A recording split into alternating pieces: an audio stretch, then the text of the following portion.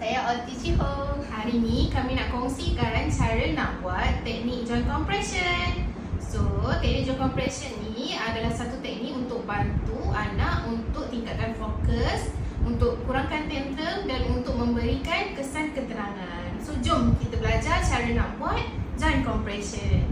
Okay, first kali bila nak buat joint compression, kena ingat dia ada peraturan dia.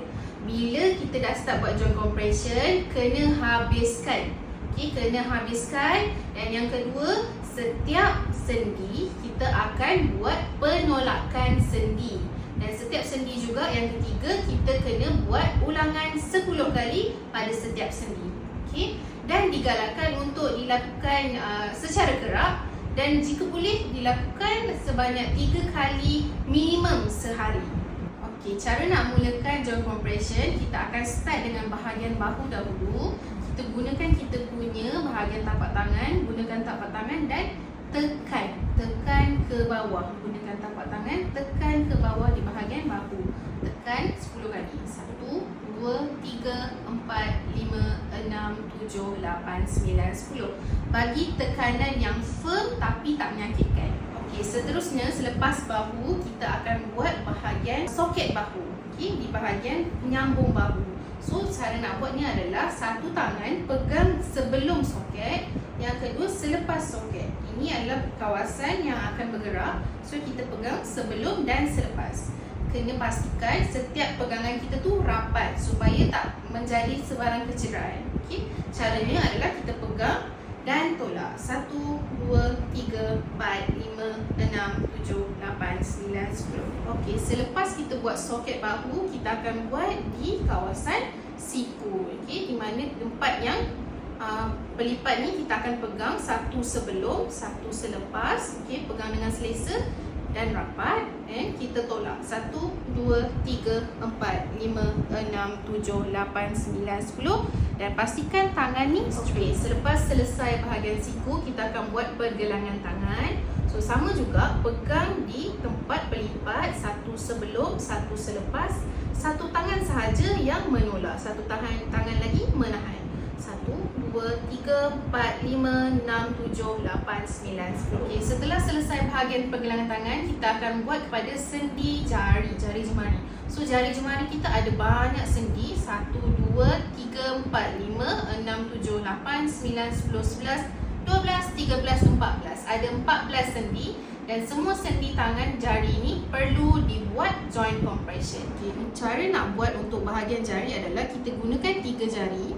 Dan pegang di, kita nak target di sendi ini dulu. Pegang 3 jari, pegang 3 jari. Tangan ini yang tolak. 1, 2, 3, 4, 5, 6, 7, 8, 9, 10. Tukar. 1, 2, 3, 4, 5, 6, 7, 8, 9, 10. Tukar. 1, 2, 3, 4, 5, 6, 7, 8, 9, 10 sehingga habis ke semua sendi jari. Okay. Setelah selesai bahagian kanan, baru kita buat bahagian kiri. Kena make sure ikut turutan bahu, soket bahu, siku, pergelangan tangan dan jari kanan, baru kiri. Okay. Setelah selesai tangan kanan dan tangan kiri, baru kita ke bahagian pinggul dan bahagian bawah. Okey, sekarang saya nak tunjukkan cara untuk bagi joint compression di bahagian pinggul. Okey, untuk buat joint compression bahagian pinggul, make sure anak ataupun student berada di atas permukaan yang berlapik lah supaya tidak memberi sebarang kesakitan. So, kita baringkan murid dan kita jadikan dalam keadaan position yang macam ni, 90 darjah position macam ni. Sebab kita nak bagi compression dekat sini lah. So, caranya adalah 90 darjah, pegang dan kita tolak ke bawah. 1, 2, 3, 4, 5, 6, 7, 8, 9, 10. Elakkan daripada tolak macam ni ataupun tolak macam ni. Kena make sure 90 darjah dan tolak ke bawah. 1, 2, 3 sampai 10. Okey, setelah selesai bahagian pinggul, kita akan fokus kepada bahagian kaki kanan dahulu, baru kita buat kaki kiri. So, kita teruskan dengan bahagian lutut. Bahagian lutut kita kena straightkan lutut dahulu. Jika kaki anak berat, kita boleh buat macam ni. Jika tidak perlu, tak mengapa. Hanya perlu luruskan lutut sahaja. Okay, di bahagian lutut, pegang sebelum lutut, satu lagi selepas lutut. Pegang dan rapatkan. Kemudian tolak. 1, 2, 3, 4, 5, 6, 7, 8, 9, 10. Okey, setelah selesai bahagian lutut, kita akan buat pergelangan kaki. Sama juga, bila berat kita tahan dengan kaki kita lah. So, bila nak buat pergelangan kaki, kita kena pastikan kaki dalam position 90 darjah juga. So, satu tangan kita pegang di buku lali, satu tangan lagi kita pegang di bahagian tumit. So, make sure 90 darjah. Dan tangan ini, tangan kita yang ni akan tolak ke dalam. 1, 2, 3, 4, 5, 6, 7, 8, 9, 10. Dan elakkan daripada menolak bahagian atas. Kena tolak bahagian tumit ke dalam. Okey. Akhir sekali kita akan buat bahagian jari kaki. So, sama juga jari kaki sama dengan jari tangan. Dia ada sendi-sendi dia. So, kalau ibu jari kita akan buat 2 lah. 1, 2. 1, 2, 3, 4, 5, 6, 7, 8, 9, 10. 1, 2, 3, 4, 5, 6, 7, 8, 9, 10. Dan habiskan. Tetapi jika jari kaki murid itu kecil, hanya kita anggap satu jari sebagai satu sahaja. Yang penting bagi cukup 10 kali setiap sendi.